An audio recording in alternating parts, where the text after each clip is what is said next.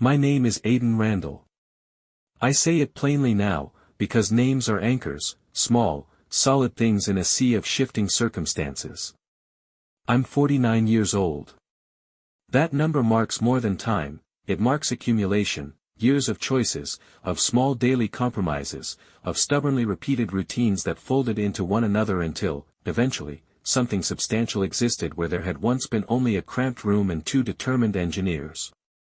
For nearly 2 decades I poured myself into Randall MedTech with an intensity that left little room for anything else. You can call it obsession, vocation, compulsion, whatever the label, it was real, and it consumed me. When I try to explain what I built, the simplest language fails. Randall MedTech is described on paper as a medical technology company based in Atlanta, Georgia. That's true in the narrow legal sense, but insufficient.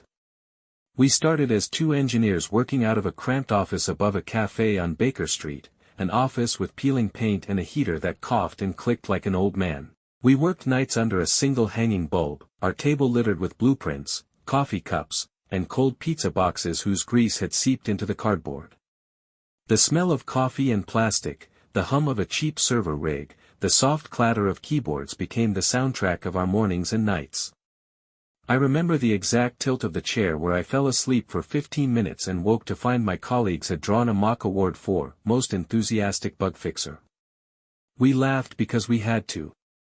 Today, that same startup, fed by sleepless nights, stubbornness, and a near-religious dedication to systems, is a multi-million-dollar enterprise providing hospital management software across 6 states. We're a web of contracts and servers, integrations and compliance reports, and, more than anything else, people who rely on the system to do their work more efficiently and safely.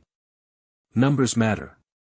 Metrics matter, but so do the little, human moments, a nurse relieved when a chart syncs correctly, a clinic administrator who doesn't have to manually reconcile 3 systems at the end of the month. Those were the reasons I kept going. People called me methodical. Some called me pedantic. I'll own both. I have always believed that systems must be built to outlast human fallibility. Servers should not be single points of failure. Contracts should not rely on the honor of one person. Checks, balances, redundancies, these are the things that separate an enterprise from a house of cards. My mantra, repeated until it was nearly a mantra in my sleep, was simple and precise: build strong walls, create safeguards, trust the system, not the person. It was that very insistence, those hidden structural precautions, that ultimately saved everything when life, in its merciless unpredictability, forced me into a situation I had never imagined for myself. Let me take you back to December 2025. The date is specific because certain events etched themselves into memory like a tattoo. I had been in Savannah for a late meeting with investors. It was one of those evenings that ended late, with polite rounds of handshakes and promises to circle back. The roads home were quiet, the late-night lights smeared by a thin film of sleet. I remember watching the road ahead and thinking about product roadmaps and compliance checklists. I remember feeling aware of the slickness under the tires and telling myself to slow down. Even that small caution, in a way, feels surreal now. My Tesla Model S lost traction. It felt to me then like a betrayal, a perfectly maintained machine turning traitor in a moment of ice. The car hit the median barrier, flipped twice, and came to rest in a ditch.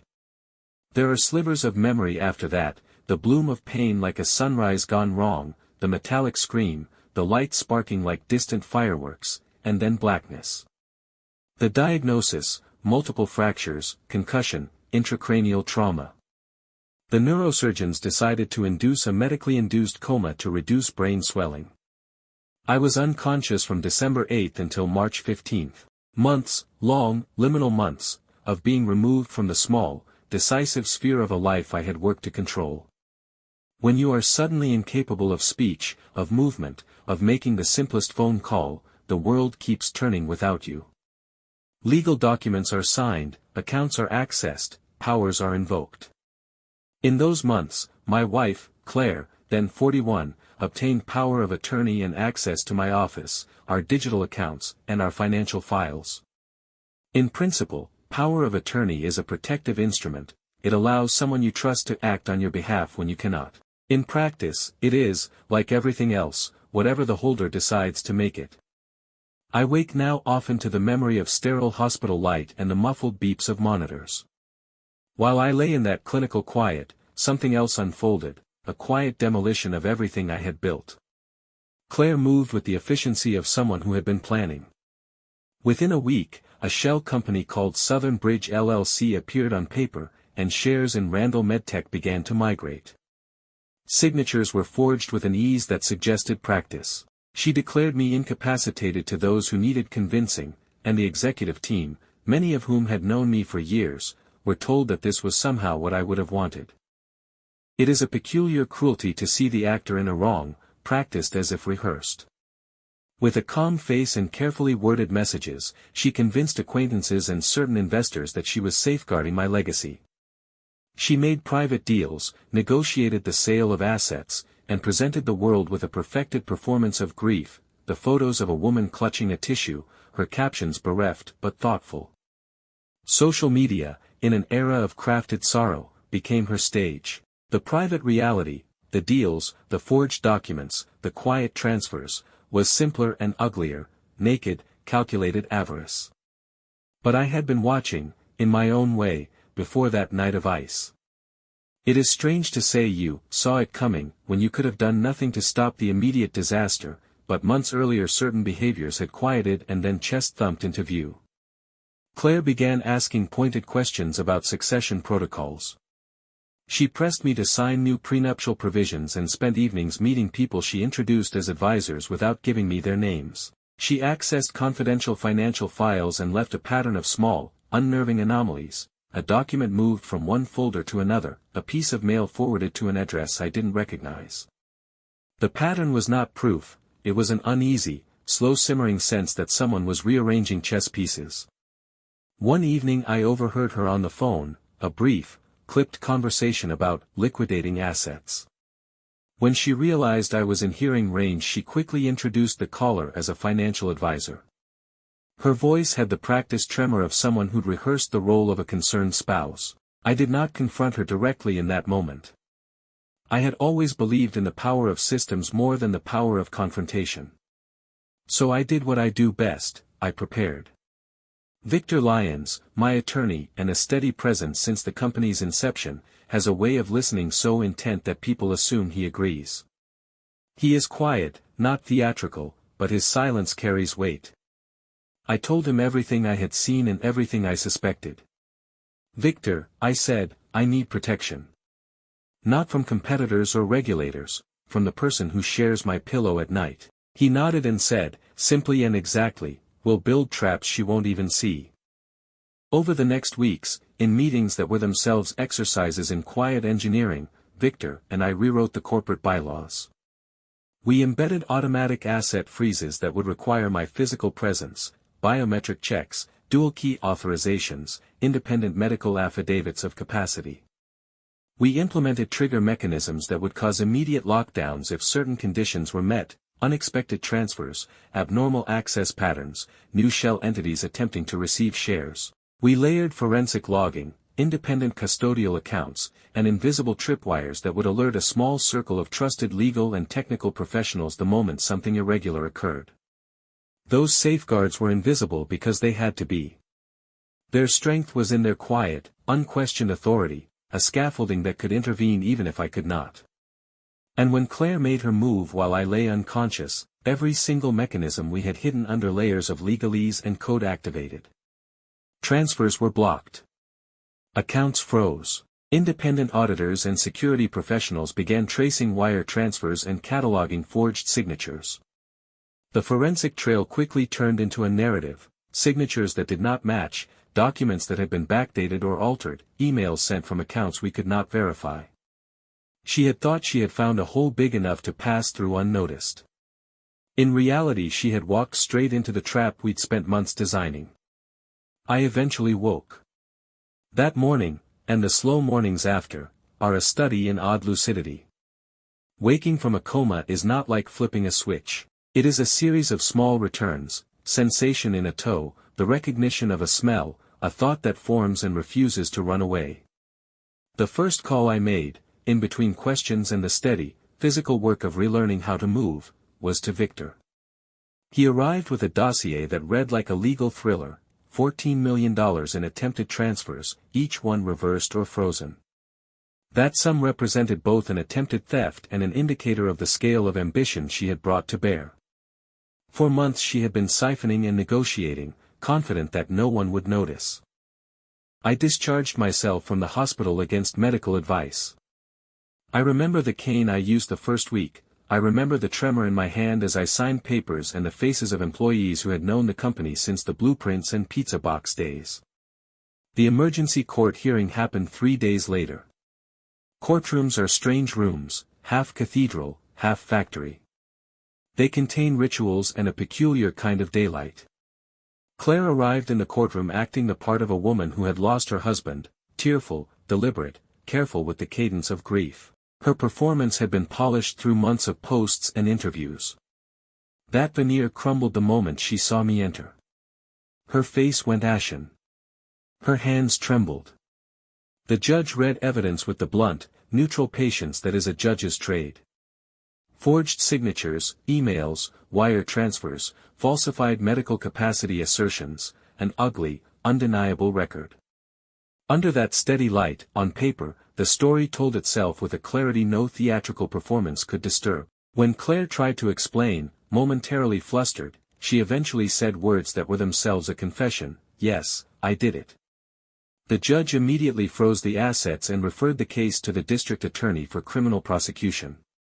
The months that followed were exhausted and relentless in equal measure. Recovery, in the physical sense, took time, physical therapy, outpatient appointments, small victories like walking 10 more steps unassisted, regaining the ability to drive short distances. Recovery, in the company sense, demanded a different set of muscles, trust rebuilding, reputational repair, conversations with clients whose systems had been touched by the attempted transfers. I moved out of the house I had shared with Claire and refocused on the business we had started in that room above the cafe.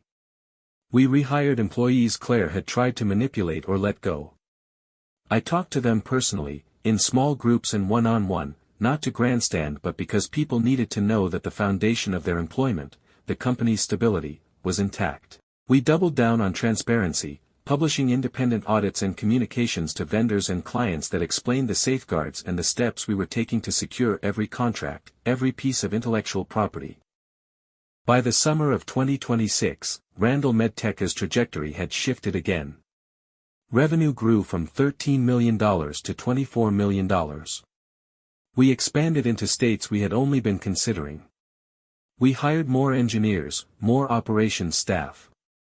Diane, our COO, who had been with the company for years and who understood both the product and the people, took operational command with a steadiness that reminded me of why I had started the company in the first place. She had a loyalty that was not performative. It was visible in the way she handled client calls at 3 in the morning and in the way she made sure the new hires understood the ethics of our work. Claire faced legal consequences. Charges for fraud, forgery, and abuse of power of attorney were filed. By mid-2026 she pled guilty, received a custodial sentence, and was permanently barred from contacting me or conducting business in that capacity. The financial world can be small, and reputations, once stained, are hard to clean. She was, for all practical purposes, blacklisted. That outcome was not celebratory for me. Justice, in its practical applications, is a complicated instrument. But there is a clarity to consequences that reassures other people who might otherwise be uncertain about the company's stability. Today, Randall MedTech employs 75 people across 8 states, and our projected revenue for 2027 sits comfortably above past points.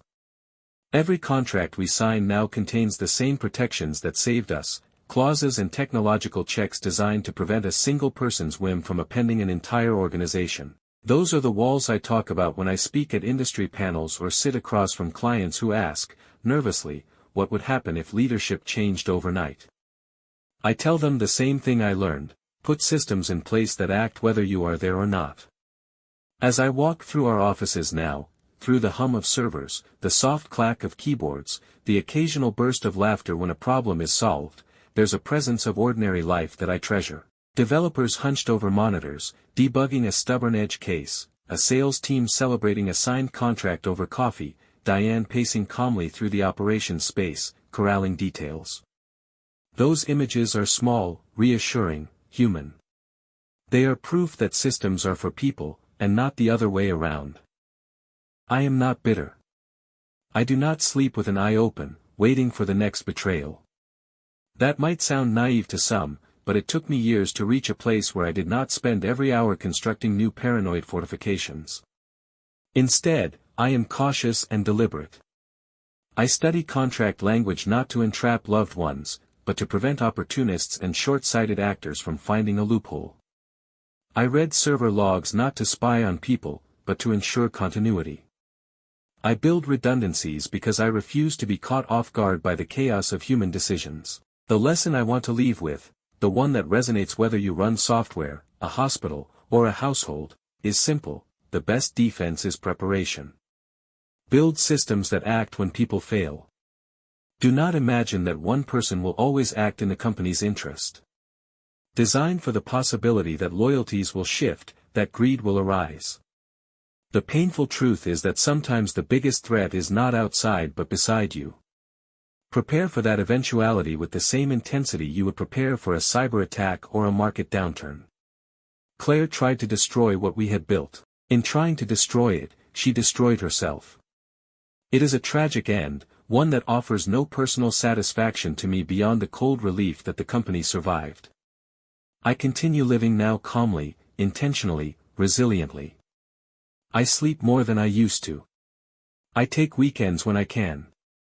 I let the trivial frustrations go, the small annoyances of daily life that used to feel like emergencies. I still walk, often, to the places where the company grew at the beginning, past the old cafes and along streets where the memories of blueprints and pizza boxes still smell faintly of ambition. If you asked me what I treasure now, it would be the humility that comes from knowing how fragile things can be and the gratitude for having had the foresight to prepare. Systems saved us, but the people who work within them are what make the system meaningful. I have learned that resilience is not merely the ability to survive, it is the capacity to rebuild with dignity and to make sure the walls you build do not become cages for the people you intend to protect. So I continue, day by day. Quietly, deliberately. I check the logs. I read the contracts. I listen. I walk through the open plan office that now hums with life and find small satisfactions in the rhythm of work done well. I am not unscarred, who would be? But I am intact. I have learned how to trust systems without surrendering to cynicism about people. And in that balance, between rigorous protections and human decency, I find my peace. That is my story. Not a tale of vengeance or of triumphalism. A practical account of why structure matters, why anticipation can be an act of compassion for those who depend on you, and how sometimes the quiet, patient engineering of safeguards is the noblest work a founder can undertake.